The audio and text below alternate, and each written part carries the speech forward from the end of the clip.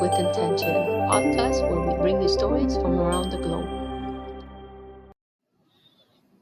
Welcome back to Rise and Thrive Mornings with Intention. In the last episode, I've explored what it means to become the person who can hold the life you desire. I talked about identity, capacity, and growing into a new version of yourself. Today, I'm going to look at something that often shows up right after that realization, because this is where many people begin to feel frustrated. See, they start to see what's possible. They feel the desire for more, and yet something holds them back. Maybe they hesitate, they delay, they overthink, and it can feel like being stuck. But here's the truth: you're not stuck, you're protecting yourself. So, understanding self sabotage differently. Let's look at this closely. Self sabotage is often misunderstood. People think it means lack of discipline, lack of motivation, perhaps, or even failure. But in reality, self sabotage is protection.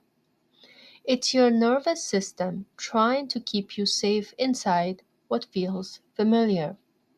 Even if that familiar place is limitation, even if it's stress, pressure, or inconsistency. Because the unknown, even when it's better, can feel unsafe.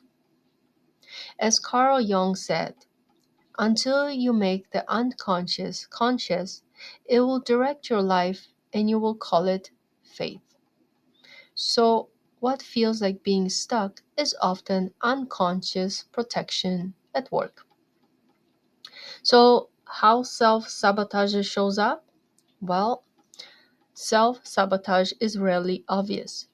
It doesn't always look like giving up. Sometimes it looks like overthinking simple decisions, procrastinating when something important matters, starting strong but not finishing, staying busy instead of making real progress, pulling back even when things actually begin to work. And this is the part that confuses people the most. Why would I pull back when things are finally going well? Well, because growth requires a new level of capacity.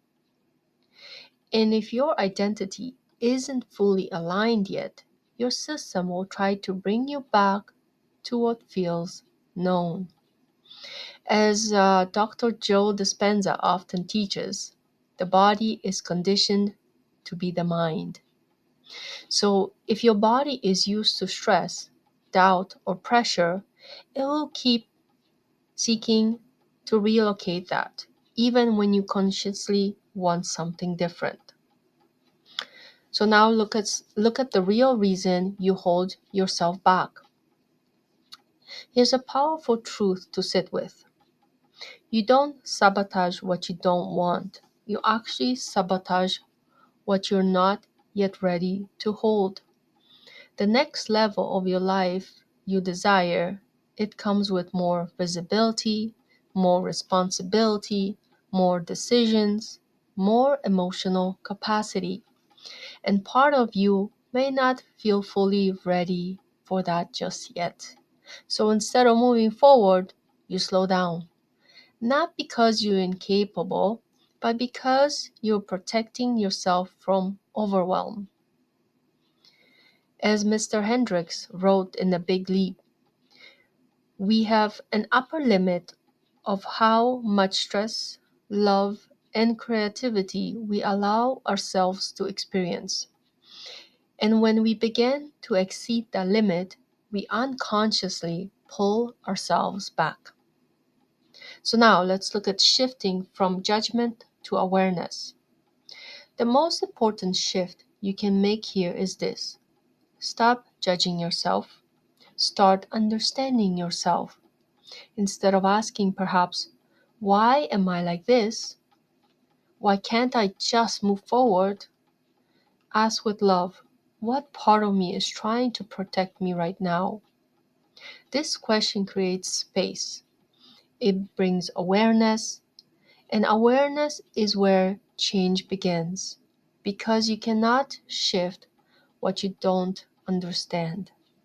And the moment you bring compassion into process, you begin to move out of resistance and into self-leadership.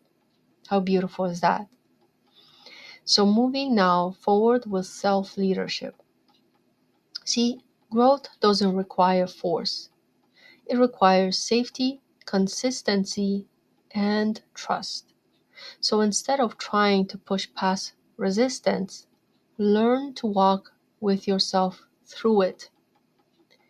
This might look like something like this: taking smaller, more grounded steps, following through on a simple commitment, allowing yourself perhaps to grow at a steady pace, building trust with yourself daily.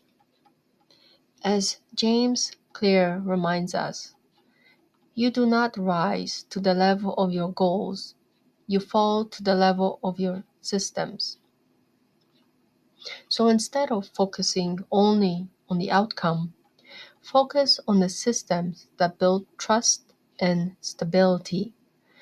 Because when you feel safe within yourself, you stop needing to pull back. Now, grounding reflection for you. So take some time and work on this if this is, of course, something you're working on. So take a moment today to reflect on these questions.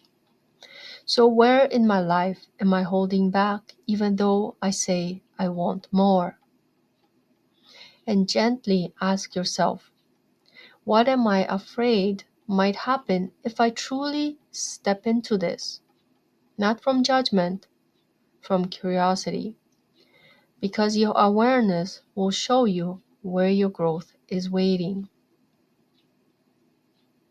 So, know this: you are not broken, you are not lacking, and you are not stuck. I actually don't like that word. And you are actually learning how to feel safe with more growth, more responsibility, more possibility. And that takes time sometimes.